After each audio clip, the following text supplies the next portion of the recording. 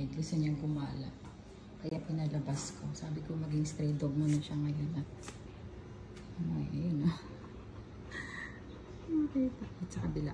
Ayaw niya dito sa kulungan niya. Kaya pinalabas ko. Laki-laki nitong kulungan niya. Ayaw na. Ayaw naman umalis.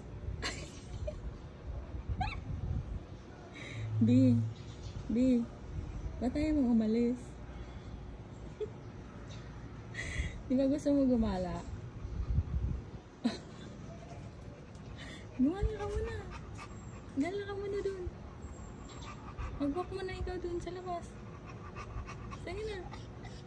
Subukan mo maging stray dog mo na ngayong araw.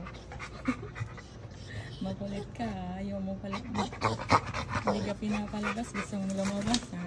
Oh. Ay, makakuha pa ng tali pa. Kailangan pala may leash. Kahit ikaw lang mag-isa, kailangan pala ng ng leash. Paano mo isusuot yan?